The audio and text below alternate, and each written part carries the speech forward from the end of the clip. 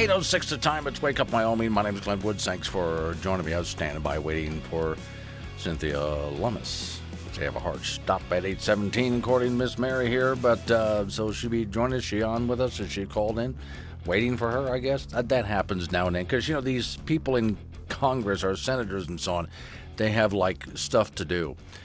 Thanks to Tony in Cheyenne. She writes, trigger warning, yes, posted to Twitter. Let the games begin. Have a good day, Glenn. Thank you for what you do. And I appreciate that. Well, for those who don't know what Tony's talking about. So what I did was go to the Wake Up Wyoming site, take a look at it. And besides the Wake Up Wyoming, well, you can use the app to get there.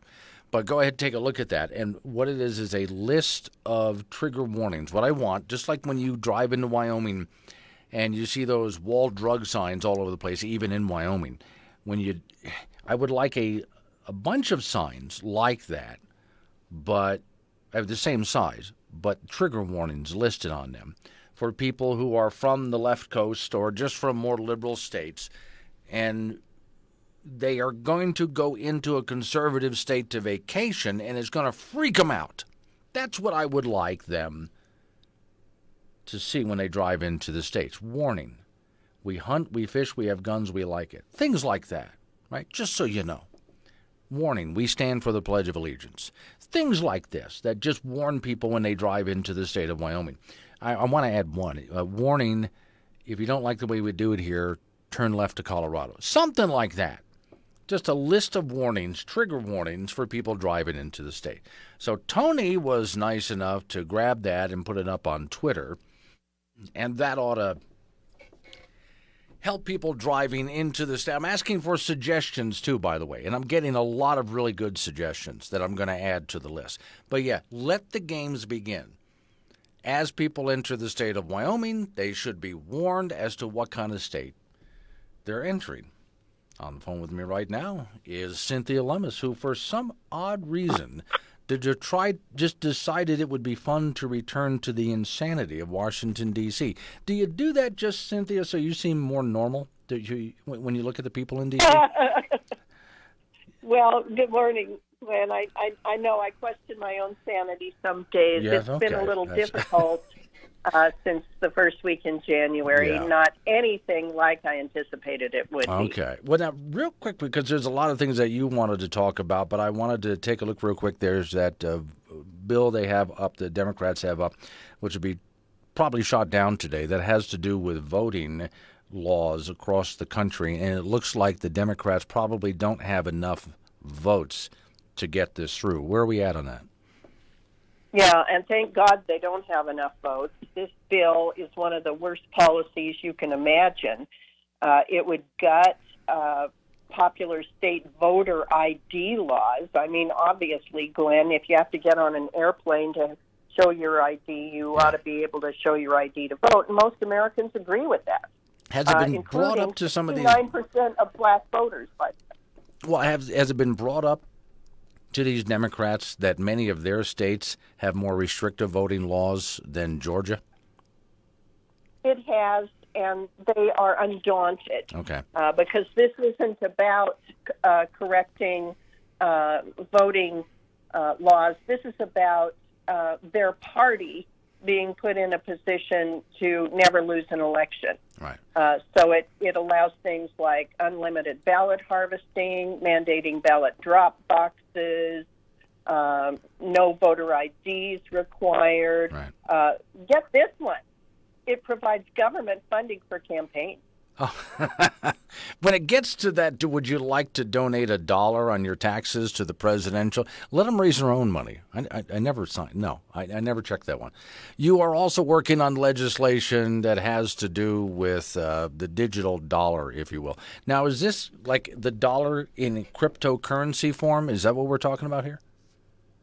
We're talking about two different types of currency. Okay. One could be a digital dollar, which is literally the same currency we currently use, but in digital form. Right.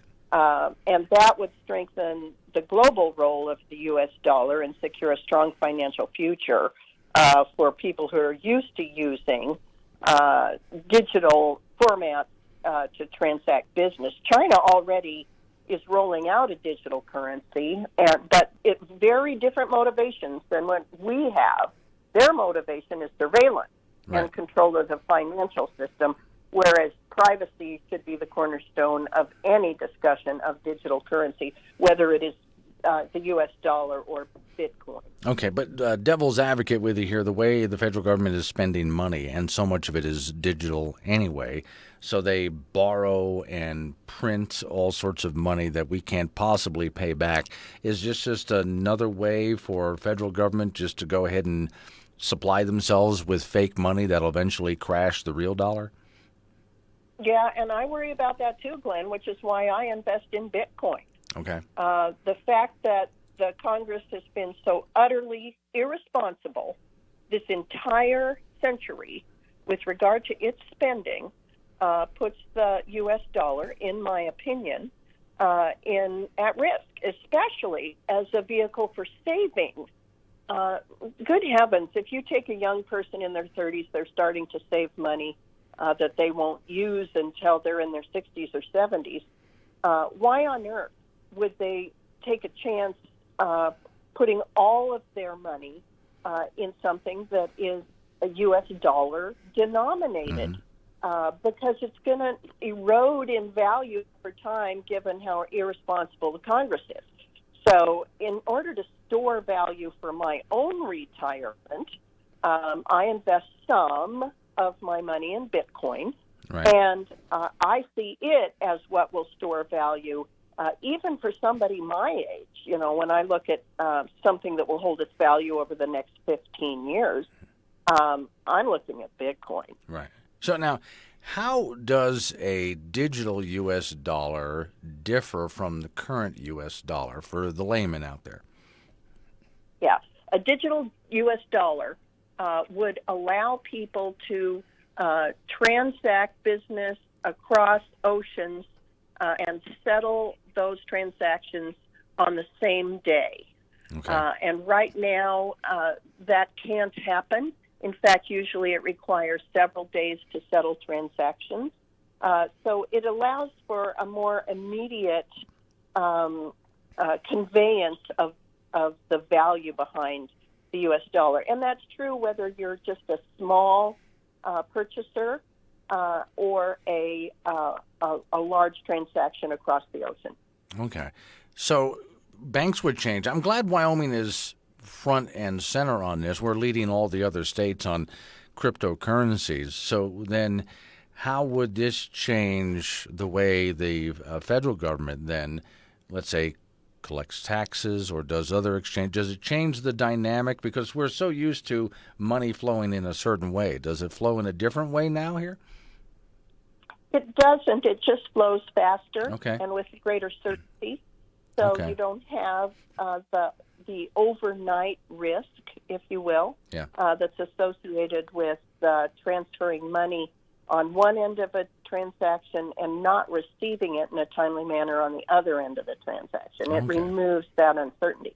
And let me tell you, just because it's a fascinating anecdote, Glenn, the El Salvador just determined to use Bitcoin as legal tender. And the reason they did that is there are lots of El Salvadorans working in the United States sending money home to their relatives in El Salvador, and do it using Western Union.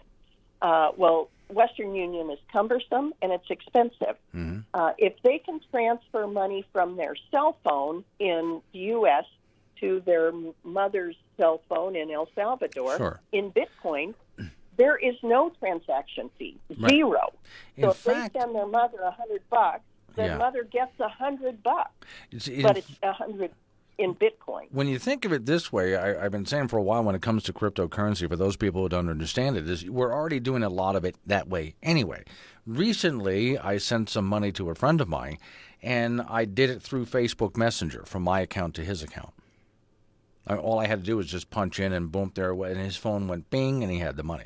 So much of what we do today is that way. How often have you reached into your wallet to grab actual cash? You don't do that so much anymore these days. It's mostly digital transactions. So we're heading that way anyway. I guess your piece of legislation here just pushes us a little closer to the edge of eventually, Cynthia, you won't be holding physical dollar bills anymore. We're getting real close to that.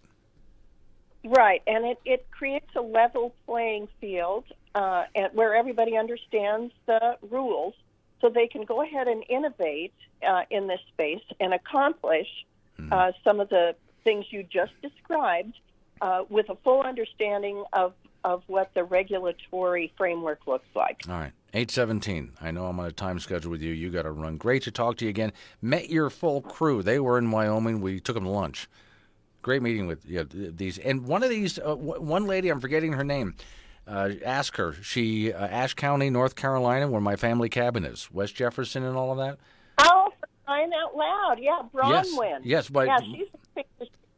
she's moving to Sheridan. Yes. She's been working out here, but she's going to be a Wyoming girl here in later this month. Well, we had a conversation because I can walk from my family cabin up the hill from Callaway Gap to a place called The Lump, which has a beautiful overlook there. And she turned to me and said, that's where my husband, or my fiance, proposed to me. So, yeah, we had a great conversation. It was just delightful meeting her. Crying out loud. Yeah, she's a sweetie pie. Small so world. if you met the whole crew, you know that Wyoming is well served here in Washington. Yes. And we are delighted that they come to Wyoming frequently and stay in touch. Cynthia, great to talk to you again. Appreciate your time. You too, Glenn. Thanks. 8:18, Wake Up Wyoming. Here's your morning update on the Wyoming Travel Network. High pressure and dry